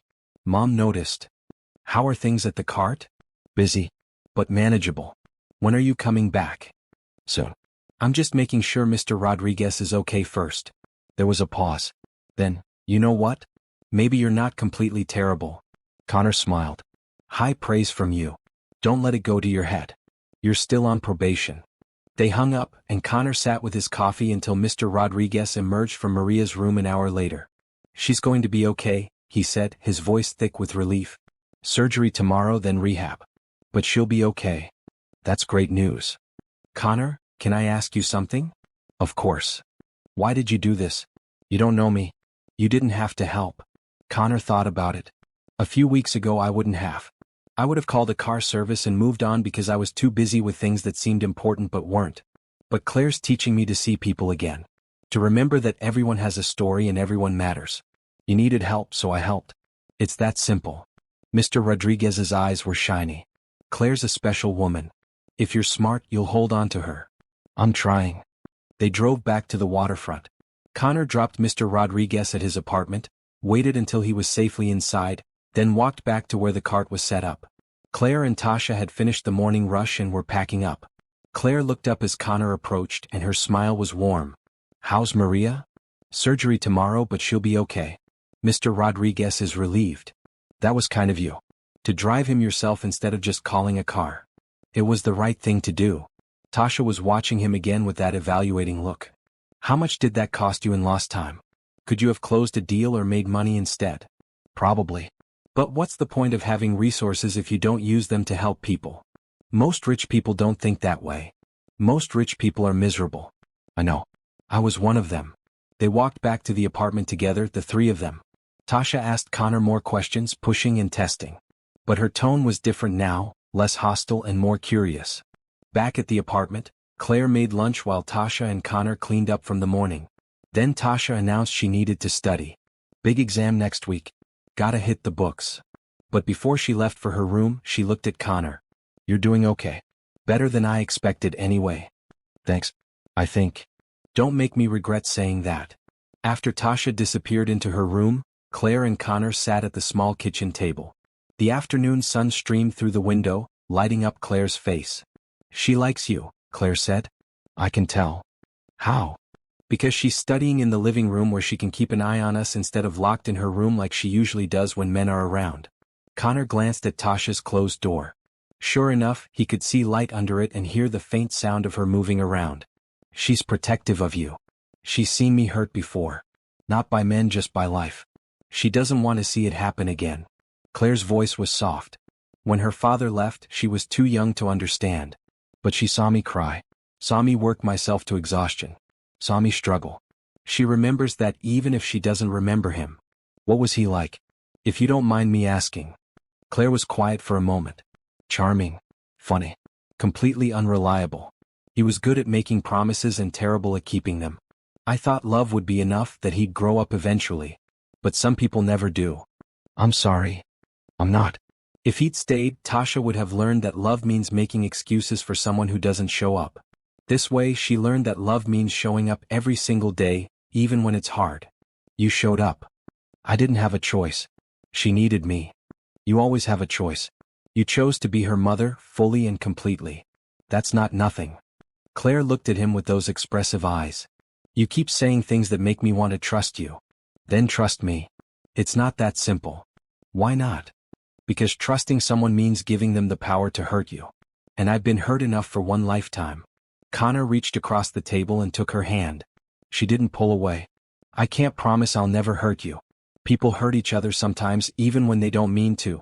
But I can promise I'll show up. I'll be honest. I'll do the work. And I'll never ever take you for granted. Claire's fingers tightened on his. You've got 2 more days in this challenge. Then what? Then we figure out what comes next. Together. What if what comes next means you realizing this isn't what you want? That my life is too small, too limited, too different from yours. Your life isn't small. It's rich in all the ways that matter. It's full of genuine connection and real purpose. My life was the small one. Big bank account, tiny heart. You're good with words. I mean them. They sat there, hands linked across the table, until Tasha emerged from her room. Okay, lovebirds. Enough of the tender moment. Connor, you're helping me quiz for my exam. I don't know anything about medicine. You don't have to. You just have to read the questions and tell me if my answers sound confident. It's a technique. So Connor spent the afternoon helping Tasha study. He read questions about anatomy and pharmacology, terms he barely understood. Tasha answered with impressive knowledge, occasionally asking him to repeat a question or challenge her on a detail. Around 5 p.m., Claire announced she was making dinner. Connor helped while Tasha continued studying at the table. They moved around each other in the small kitchen, a dance they developed over the past few days. You've gotten better at this, Claire observed. You don't trip over your own feet anymore. I'm learning. You're a patient teacher. Am I? Tasha would disagree. She says I'm too demanding. You have high standards. That's different from being demanding. See, there you go again. Saying things that make me like you. Is it working? Claire smiled at him over a pot of rice. Maybe. They ate dinner together, the three of them. Conversation flowed easily now, less interrogation and more genuine getting to know you. Tasha told stories about medical school disasters. Claire shared memories of her mother. Connor talked about his childhood in Ohio, about dreams he'd had before business consumed him. What did you want to be when you were a kid? Tasha asked. A teacher. Like my father. What changed? I wanted to make money. Thought success meant wealth, status, power. So I left Ohio, went to business school, and never looked back. Do you regret it? Connor thought about it honestly. I regret the person I became. The choices I made. The relationships I damaged.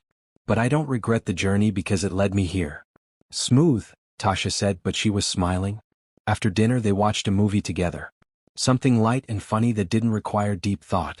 Connor sat on one end of the couch, Claire in the middle, Tasha on the other end. Halfway through, Claire leaned against Connor's shoulder. It was such a simple gesture, but it felt monumental. Trust. Comfort. The beginning of something real. By 10 p.m., Tasha announced she was going to bed. Early bus tomorrow. Gotta get back to Miami. Already? Claire's disappointment was obvious. I know, Mama. But I've got that exam and I need to study more before it. I'll come back in 2 weeks. Tasha hugged her mother tightly, then surprisingly hugged Connor too. Don't screw this up, she whispered in his ear. She deserves better than her track record with men. Be that better. I will. After Tasha went to bed, Claire and Connor cleaned up. Then they sat on the couch together, not talking, just existing in the same space. 2 more days, Claire said quietly. 2 more days. Are you going to make it? I'm going to make it. Then what? Then I prove to you that this is real. That I'm serious. That I can be the person you deserve. Claire turned to look at him. Connor, you don't have to be perfect. I'm not looking for perfect. I'm looking for real. Then I'll be real. Every day. Starting now and not stopping. She leaned in and kissed him. Soft and tentative, a question more than a statement. Connor kissed her back, gentle and certain. When they pulled apart, Claire's eyes were shining. 2 more days. Then we figure out the rest. 2 more days, Connor agreed. That night, lying on the couch, Connor thought about the week. He'd learned to bake cakes and serve customers. He'd lived on a budget and slept on a worn couch. He'd helped an elderly man get to the hospital and studied medical terminology with a brilliant young woman. He'd lived more in 5 days than he had in the past 5 years. And he'd fallen more deeply in love with Claire Thompson than he thought possible. 2 more days of the challenge. Then the real work would begin. Building a life that honored both of their worlds. Creating something new that didn't require either of them to give up who they were. It wouldn't be easy. But nothing worth having ever was. Day 6 started with a surprise. When Connor's alarm went off at 4:30, Claire was already up, standing by the window with her phone pressed to her ear. Her voice was low and worried. I understand. Yes. Thank you for calling. She hung up and turned to find Connor sitting up on the couch. That was the city planning office. They're moving up the waterfront development timeline. I have 3 months, not 6, to find a new location. What? Why? The developer offered to pay penalties to accelerate construction. They want to break ground by April. Claire's hands were shaking. 3 months, Connor. That's not enough time to find a spot that works, rebuild my customer base, and keep paying bills. Connor stood up, fully awake now. We'll figure this out. How? I can't afford a legal fight. I can't afford to miss weeks of sales while we relocate. And I can't just give up my mother's legacy. Her voice cracked. This was supposed to be what I passed down to Tasha someday. Proof that we built something meaningful. It still will be. Location doesn't define legacy. People do. Easy to say when you've never had to choose between principle and survival. The words stung, but Connor knew she was right. He'd never had to make choices like that. He'd always had options, backup plans, resources. You're right. I'm sorry. Tell me what you need. Claire took a breath, steadying herself. I need to bake. That's what I do when life gets complicated. I bake and I figure things out. So they baked. Connor followed Claire's lead as she worked through the recipes with more intensity than usual. They didn't talk much, both lost in thought. Around 6 a.m. as they were preparing to leave, Connor's phone rang. His lawyer, calling about the divorce proceedings. Mr. Blackwell, I need your signature on the final settlement papers. Mrs. Blackwell's lawyer is pushing to finalize by the end of the month. That's fine. Send them to my office. There's one complication. The penthouse. Mrs. Blackwell is requesting it as part of the settlement. She argues she chose and furnished it, and has emotional attachment. Connor thought about the penthouse. The expensive furniture, the view, the symbol of everything he'd achieved. 2 weeks ago he would have fought for it. She can have it. Excuse me? The penthouse. She can have it. I'll find somewhere else to live. Mr. Blackwell, that property is worth over $3 million. Are you certain? I'm certain. Draw up the papers. I'll sign them. He hung up to find Claire staring at him. You just gave away your home? It was never a home. It was a place I slept between work. Vanessa can have it. Where will you live? I don't know yet. But it'll be somewhere that feels real. They loaded the cart and walked to the waterfront in the early morning darkness. The routine was familiar now. Connor knew exactly how to pack everything, which route to take, how to set up efficiently. But today felt different. Claire was quiet, worried. And Connor kept thinking about the development project. 3 months wasn't much time. The morning rush was busy. Frank came by with Bella, who proudly showed off her latest soccer medal. Linda brought her grandmother, who'd finally made it to Key West for a visit. George mentioned his students were planning a surprise party for him because he was retiring at the end of the year. Connor served them all, but his mind was working through a problem. Real estate development. City planning.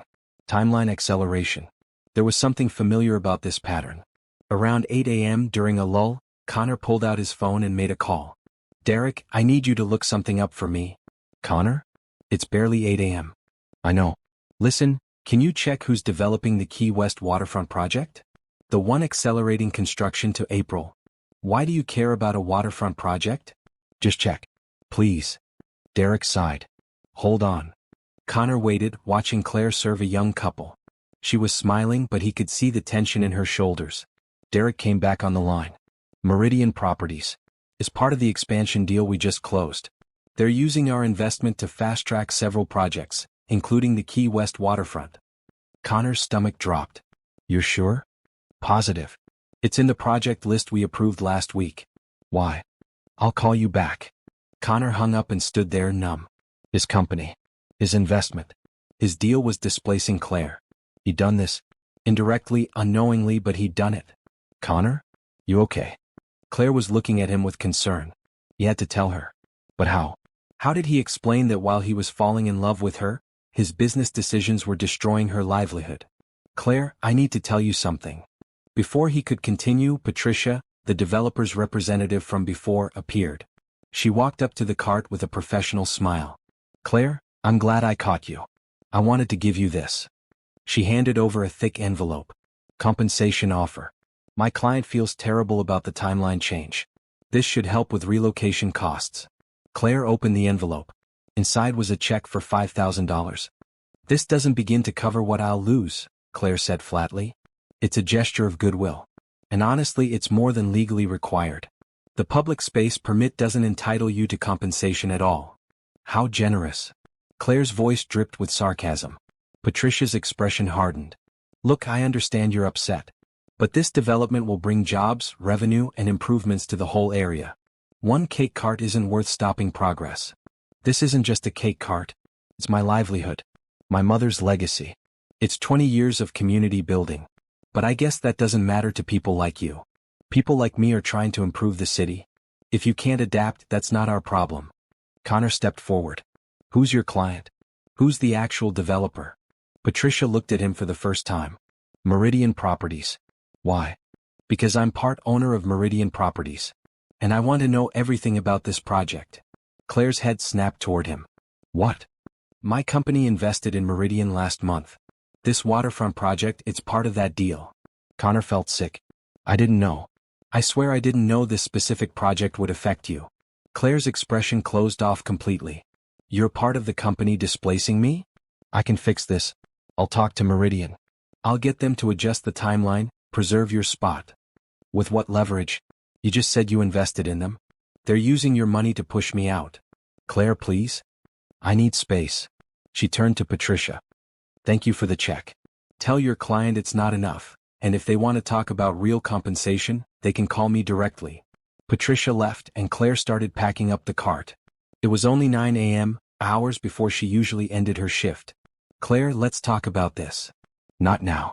I can't look at you right now. I didn't know. You have to believe that. She finally looked at him and her eyes were cold. Do I? Because from where I'm standing, it looks like you were getting close to me while your business destroyed my livelihood. What was the plan, Connor? Make me fall for you, then swoop in to save me? Be my hero? That's not fair. Fair? You want to talk about fair? I've been teaching you about real life, real struggle, real community. And the whole time, you've been part of the system that makes life harder for people like me. She shook her head. I should have known. Men like you don't change. You just pretend to care until it's inconvenient. That's not true and you know it. Do I? Prove it. Walk away from the Meridian deal. Use your money and power to stop this development. It's not that simple. Of course it's not. It never is for people with power. There are always reasons why you can't do the right thing. Always contracts and obligations and business relationships that matter more than people. Claire, I can fix this without walking away from the deal. I can negotiate. Get them to adjust the project, preserve your spot, maybe even improve it. I don't want your negotiations. I want you to choose right now. Your business interests or me. Connor felt trapped. That's not a fair choice. I can do both. Then you've already chosen. Claire pushed the cart toward the street. Connor moved to help, but she held up a hand. Don't. I can get home myself. Let me help. You've helped enough. Connor watched her walk away, pushing the cart with rigid determination. His heart was breaking, but his mind was also racing. There had to be a solution. Some way to fix this without choosing between his business and the woman he loved. He pulled out his phone and called Derek. I need everything about the Meridian waterfront project. Plans, timelines, stakeholders, everything. Connor, what's going on? Just send it. Now. For the next 4 hours, Connor sat in a coffee shop studying the project details. The development was ambitious. New shops, restaurants, a renovated public space. It would bring jobs and economic growth. But it would also displace 12 small vendors including Claire. People who'd built their businesses over decades. People who served communities that the shiny new development wouldn't care about. Connor had approved this project without reading the details. He trusted Derek and the Meridian team to handle it. He'd been so focused on the profit margins and growth potential that he hadn't thought about the human cost. He'd become exactly what Claire accused him of being. A businessman who saw people as obstacles instead of individuals. By 2 p.m. Connor had a plan. It wasn't perfect, but it might work. He called the CEO of Meridian Properties and demanded a meeting. The man was surprised but agreed. I'll be there in an hour, Connor said. He walked to Meridian's offices and spent 3 hours in intense negotiations. He proposed modifications to the project. Preserving existing vendor locations, incorporating them into the new development, even improving their facilities while maintaining the community feel. The CEO pushed back. This will delay construction and increase costs. I'll cover the additional costs personally. And I'll waive my share of first-year profits to offset the delay. That's millions of dollars you're leaving on the table. I don't care. This is the right thing to do. Since when do you care about vendors? Since I learned what it costs people when we don't. By 6 p.m., Connor had an agreement in principle. The project would be modified. Claire's spot would be preserved and even upgraded. The other vendors would be protected too. Construction would still happen, but it would work around the existing community rather than erasing it. Connor walked to Claire's apartment. His legs were tired, his head ached, and he'd just committed to losing over $2 million in profits. But he felt lighter than he had in years. He knocked on Claire's door. She opened it, her eyes red from crying. What do you want? To apologize. And to tell you what I did today. I don't want to hear about your business solutions. Please. 5 minutes. If you still want me to leave after that, I'll go. Claire stepped aside reluctantly. Connor entered the small apartment that had become more home to him than his penthouse ever was. I met with Meridian. I made them change the project. Your spot is protected. So are all the other vendors. Construction will still happen, but it'll work around you, not erase you. Claire's eyes widened. How? I agreed to cover the additional costs personally. And I waived my profit share for the first year.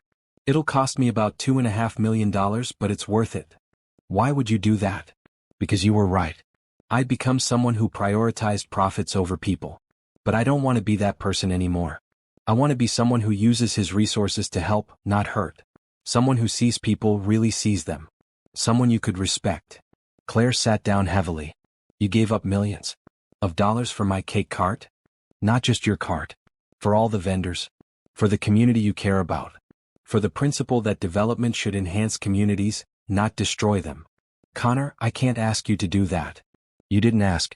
I chose. Because it was the right thing to do and because I love you and because I want to be worthy of you. Tears spilled down Claire's cheeks. You really did this? I really did. The paperwork will take a few weeks, but it's done. Your spot is protected. Your mother's legacy is safe. Claire stood and crossed to him. She put her hands on his face and looked into his eyes. You could have just walked away. Found some other woman who didn't challenge you so much. I don't want easy. I want real. I want you. She kissed him then, deep and certain. When they pulled apart, both of them were crying. I'm sorry I said you hadn't changed, Claire whispered. You have. I can see it. I'm still working on it. I'll probably always be working on it. That's all I need. Someone who keeps trying. They stood there holding each other in the small apartment. Outside, the city moved on. Inside, two people who'd found each other in the most unexpected way stood together, ready to build something real. Connor's phone buzzed. His mother. He answered on speaker. Hi, Mom. Connor, your lawyer called me. He said you gave Vanessa the penthouse. Where are you going to live? Connor looked at Claire, who was smiling through her tears. I'm figuring that out. But Mom, I need to tell you something. I met someone. Someone amazing. The cake lady? Her name is Claire. And yes, the cake lady. I love her, Mom. His mother laughed, the sound warm and full of joy. Well, it's about time you found someone real. When do I get to meet her? Soon. I promise. They said goodbye and Connor put his phone away. Claire was watching him with those expressive eyes he'd fallen in love with. Your mother sounds nice. She is. She'll love you. How do you know? Because I love you. And she wants me to be happy. And you make me happier than I've been in my entire life. Claire pulled him close again. I love you too. I tried not to. Told myself it was too fast, too complicated, too risky. But I can't help it. You've shown me who you really are. Not the businessman or the millionaire. Just Connor. And Connor is enough. They stayed like that for a long time. Then Claire pulled back. Your challenge isn't over. You've still got one more day. I know. Think you can make it? Connor smiled. With you, I can make it through anything. That night they baked together. But it felt different. Not like a challenge or a test. Like partners building something together. Tomorrow would be day 7. The final day. And then they'd figure out what came next. Together. Day 7 started differently than the others. When the alarm went off at 4:30, Connor woke to find Claire sitting on the edge of the couch, just watching him. Morning, he said groggily. Morning. Last day of the challenge. Has it been everything you hoped? Claire smiled. It's been more. You've surprised me, Connor Blackwell. I thought you'd quit by day 3. I almost did. Day 2, when my whole body hurt and I couldn't imagine doing this for years like you have. What kept you going? You.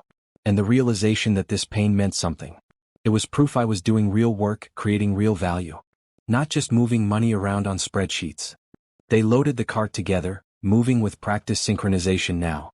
The walk to the waterfront felt bittersweet.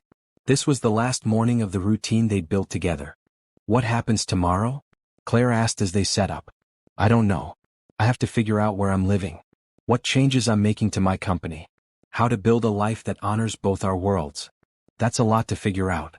I'll manage. I've got good motivation. The morning rush brought the usual customers. But today Connor noticed something different. People were talking about the development project. About the modifications that would preserve the vendor spots. Frank approached with Bella. Claire, did you hear? The waterfront project got changed. They're keeping the vendor spaces. I heard, Claire said with a knowing glance at Connor. Someone must have fought for us. Someone with real power. Frank looked at Connor. You wouldn't know anything about that, would you? Connor started to deflect, but Claire spoke first. Connor made it happen. He used his connections and his money to protect all of us. Frank extended his hand. Then thank you. This spot's been part of my morning routine for 15 years. I couldn't imagine losing it. Throughout the morning, other vendors stopped by to thank Connor. Maria the jewelry maker. Tom who sold paintings. Lisa with her flower cart. Each one had been facing displacement. Each one was grateful. You didn't have to tell people it was me, Connor said to Claire during a quiet moment. Why not? You did a good thing. You should get credit for it. I wasn't doing it for credit. I know. That's why you deserve it. Around 9 a.m. Derek showed up. Connor hadn't expected him, and the surprise must have shown on his face. Don't look so shocked, Derek said. You've been MIA for a week. I wanted to make sure you were still alive. I'm alive. Just busy. Derek looked at the cart, at Claire, at Connor in his casual clothes covered in cake crumbs. This is what you've been doing? Selling cakes. Learning to sell cakes. There's a difference. Connor, can we talk? Privately? Connor looked at Claire, who nodded. Go. I've got this. Connor and Derek walked down the waterfront. Derek waited until they were out of earshot before speaking. What happened to you? You closed the biggest deal of your career, then disappeared. You gave away your penthouse. You cost us millions on the Meridian project with those modifications. The Connor I know doesn't do any of that. Maybe the Connor you know needed to change. Into what? A cake vendor? Into someone who cares about more than profit margins. Derek stopped walking. Are you having a breakdown? Because if you are, we can get you help. I'm not having a breakdown. I'm having a breakthrough. I'm realizing that I built a successful company but failed at building a meaningful life. And I'm trying to fix that. By selling cakes with some woman you just met? Connor felt anger flash through him. Her name is Claire. And she's taught me more about what matters in 2 weeks than I learned in 20 years of business school and corporate success. Connor, you're a brilliant businessman. You can't just throw that away for what, love? Romance? Some fantasy of a simpler life. I'm not throwing anything away. I'm adding to it. I'm learning to use my success for something besides accumulating more success. Derek shook his head. I don't get it. You have everything. Money, power, respect. Why risk it? Because having everything felt like having nothing. Because I was successful and miserable. Because Claire looked at me and saw a person, not a bank account. And because for the first time in years I feel alive. So what's the plan? Quit the company? Move into some tiny apartment and sell cakes? I haven't figured out all the details. But I'm not quitting the company. I'm changing how I run it. More focus on community impact. Better treatment of employees. Projects that improve lives, not just generate returns. That's not realistic in our industry. Then maybe our industry needs to change. Maybe I need to prove it's possible to be successful and ethical. Profitable and caring. Derek was quiet for a moment. Then, the California investors are asking about you. They want a face-to-face before they commit the full $20 million. When? Next week. They're flying in Tuesday. Connor thought about it. The old him would have jumped at this meeting, would have prepared for days. But now he had other priorities. Set it up. But Derek, I need you to understand something. I'm not the same person I was a month ago. I'm not going to sacrifice my principles or my relationships for business deals. If the investors can't accept that, we'll find other investors. Connor. I'm serious. Claire matters to me. Building a meaningful life matters to me. The company is important, but it's not everything. Not anymore. Derek studied him for a long moment. Then he smiled slightly.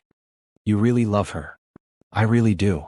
Then I guess I'll have to get used to the new Connor. Derek extended his hand. For what it's worth, you seem happier. Less stressed. Maybe this change is good for you. They shook hands and walked back to the cart. Claire was serving the last few customers of the morning rush. She looked up as they approached, her expression cautious. Everything okay? She asked. Everything's good, Connor assured her. Derek was just checking on me. Making sure I haven't corrupted him too badly? Claire's tone was light, but Connor could hear the real question underneath. Actually, Derek said, I was making sure he's eating properly. Connor tends to forget meals when he's focused on something. Claire laughed. He's been eating 3 meals a day here. I make sure of it. They chatted for a few more minutes before Derek left. Connor helped Claire pack up the cart, and they walked back to her apartment together. Derek seems nice, Claire said. He's been my partner for 15 years. We've built the company together. Is he okay with the changes you're making? He's adjusting. It's hard for him to understand why I'd choose differently. But he'll come around. Back at the apartment, they unloaded the cart and cleaned up. Then Claire turned to Connor. Your week is up. The challenge is over. I know. You did it. You made it through 7 days of my life. What did you learn? Connor thought about it carefully. I learned that real wealth isn't money.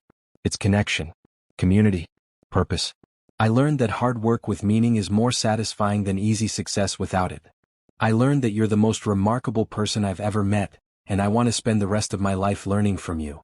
That's a lot to learn in 7 days. You're a good teacher. Claire moved closer to him. So what happens now? You go back to your penthouse, your business, your old life. I don't have a penthouse anymore. Remember? I gave it to Vanessa. Right. So where will you live? Connor took a breath. This was a risk, but he'd been taking risks all week. I was hoping you might have a suggestion. Maybe somewhere close to you? Or, if you're open to it, somewhere with you. Claire's eyes widened. Connor, we've known each other for 2 weeks. I know. And if it's too fast, I understand. I can find my own place nearby.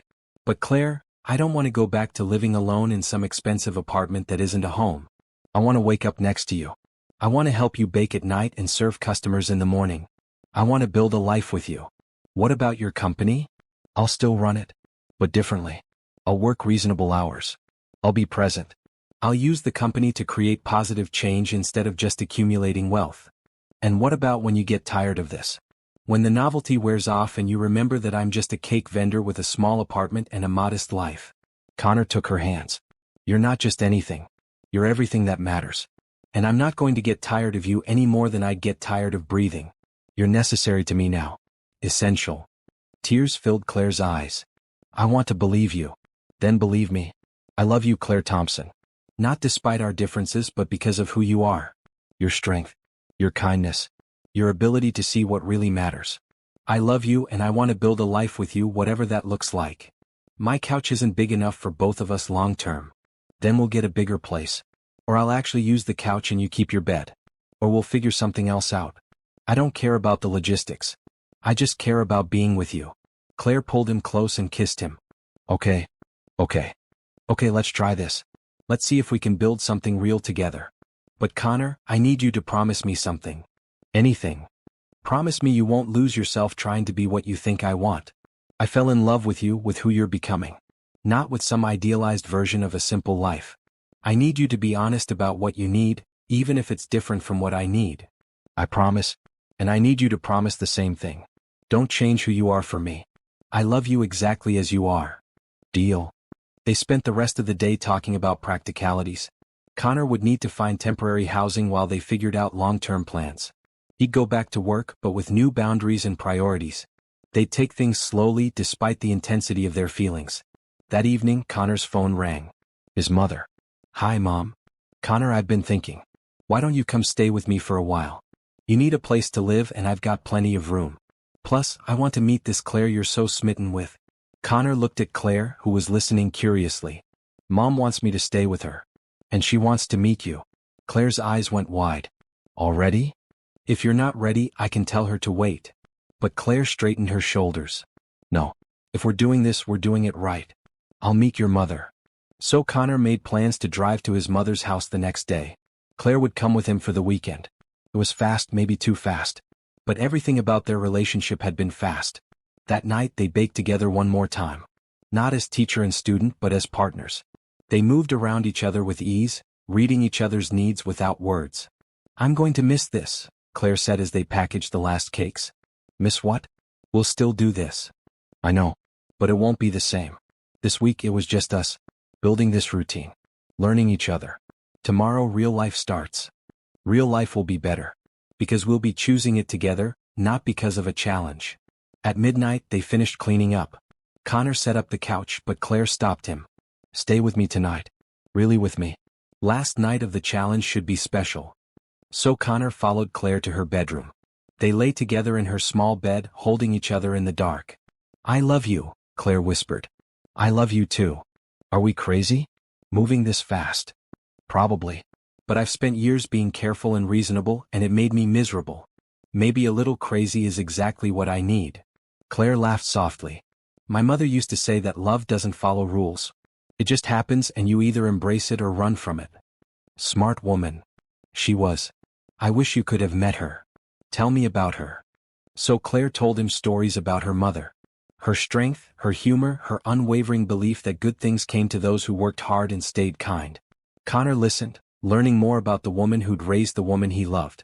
Eventually they fell asleep tangled together. Connor's last thought before sleep claimed him was that this simple moment of holding someone he loved, was worth more than every business deal he'd ever closed. The challenge was over. The real journey was just beginning. 6 months passed in a blur of change and growth. Connor moved in with his mother temporarily, but ended up finding a small house near Claire's apartment. Not a mansion or penthouse, but a real home with a yard and neighbors who knew his name. He restructured his company around principles that mattered. Employee well-being, community impact, sustainable development. Derek was skeptical at first, but the changes attracted new investors who shared Connor's vision. The California deal went through, but with strict guidelines about how the money would be used. Claire expanded her cake business with Connor's help. Not by franchising or going corporate, but by training other vendors who wanted to start their own carts. She created a cooperative that shared resources and supported each other. Her mother's legacy grew, but stayed true to its roots. Tasha warmed to Connor gradually. She tested him constantly, but he passed every test by just being himself. Honest, present, committed to her mother's happiness. Connor's mother and Claire became fast friends. They ganged up on him regularly, teasing him about his past stuffiness and celebrating every sign of growth. And through it all, Connor and Claire built a life together. Not perfect but real. They argued sometimes about money, about time, about priorities. But they always came back to each other with honesty and love.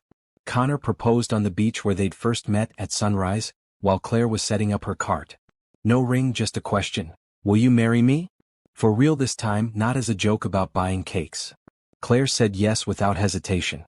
Now, 6 months after that first morning on the waterfront, they were planning their wedding. And true to form, Claire insisted on making the wedding cake herself. I've made cakes for hundreds of people, she said. I'm making my own wedding cake. They decided on a simple ceremony on the beach. Just family and close friends. Claire's regulars from the cart. Connor's mother and a few genuine friends from his business life. Tasha would be the maid of honor. Derek would be Connor's best man, still slightly baffled by the whole situation but supportive. The night before the wedding, Connor and Claire were in her apartment doing final preparations. Claire was in the kitchen working on the cake, while Connor addressed the last few invitations. You know, Claire said, carefully piping frosting, I never thought I'd get married again. After Tasha's father left, I decided love wasn't worth the risk. What changed your mind? You did. You showed me that love doesn't have to be risky if both people are honest. That partnership works when both people show up. I'm going to show up every day. For the rest of our lives. I know you will. That's why I'm marrying you. Tasha walked in, dressed in her bridesmaid outfit. How's the cake coming, Mama? Almost done. Want to help with the final touches. Mother and daughter worked together, adding delicate flowers and elegant swirls. Connor watched them, marveling at how far they'd all come. His phone buzzed. Derek, sending a congratulatory message and a photo of the beach setup. Everything was ready. Nervous? Tasha asked Connor. Terrified, he admitted. Good. You should be. You're marrying the best woman in the world. That's scary. Tasha, Claire protested. It's true, Mama. You're the best. And Connor's pretty great too, even if he did start out as a clueless rich guy. I was definitely clueless, Connor agreed. But you learned. That's what matters. The cake was finished just before midnight. It was 3 tiers of key lime, chocolate raspberry and lemon lavender, decorated simply but beautifully. Claire's mother's recipes made with love. It's perfect, Connor said.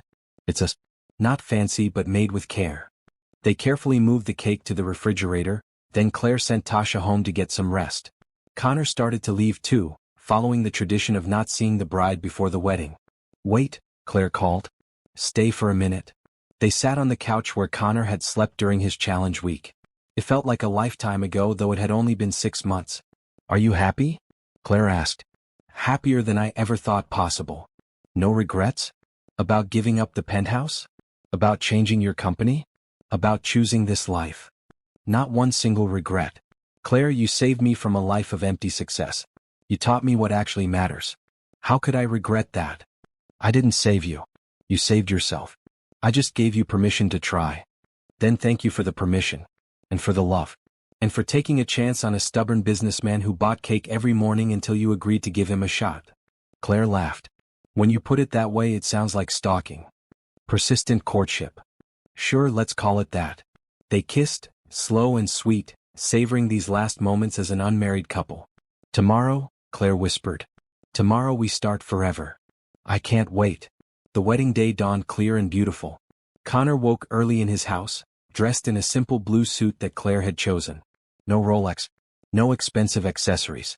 Just him, ready to marry the woman he loved. At the beach, chairs were set up in neat rows. Claire's cake cart was there, decorated with flowers. Frank and his daughter Bella were setting up chairs. Linda and her grandmother were arranging flowers.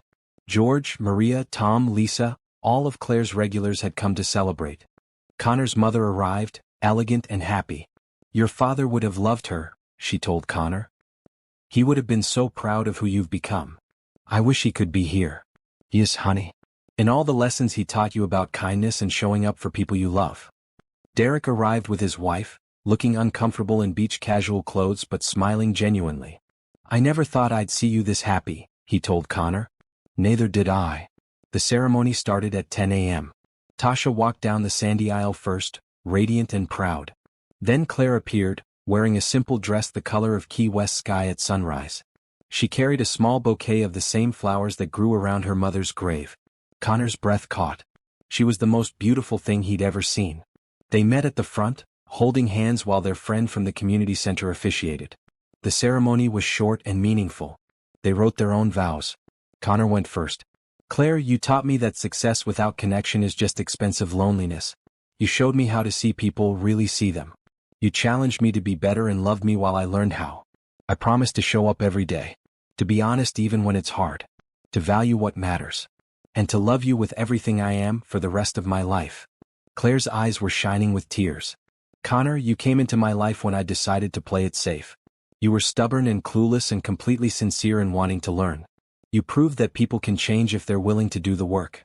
I promise to support your growth while staying true to myself. To be honest about my needs. To build a life with you that honors both our worlds. And to love you with my whole heart, today and always." They exchanged simple rings. Connor's was a plain band. Claire's had a small stone that had belonged to her mother. "I now pronounce you married," the officiant announced. "You may kiss your bride." And Connor kissed his wife as their community cheered. This community they'd built together. These people who'd seen their journey and believed in their love. The reception was casual and joyful. They ate food from local vendors. They danced on the sand. They cut the wedding cake that Claire had made, and Connor fed her a bite of key lime with reverence. "This is the cake that started everything," he said. "Best $5 I ever charged." Tasha gave a speech that made everyone laugh and cry. "My mother taught me that family isn't just blood. It's the people who show up, who work hard, who love without conditions. Connor, you've shown up. You've worked hard. And you love my mother the way she deserves. Welcome to our family. Try not to screw it up." Connor's mother spoke too. "I watched my son become someone I didn't recognize. Successful but hollow. Then he met Claire and remembered how to be human again. Thank you, Claire, for giving me my son back."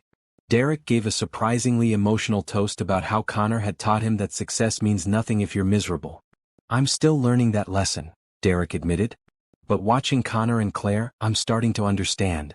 As the sun set, Connor and Claire walked along the beach, hand in hand. Behind them, their guests celebrated. Ahead of them, their future stretched bright and unknown. "We did it," Claire said. "We did. What now?" "Now we live. Really live. Together. Think we can do it? Build a life that works." Connor pulled her close. "I know we can. We've already proven we can do hard things. We can navigate different worlds. We can love each other honestly.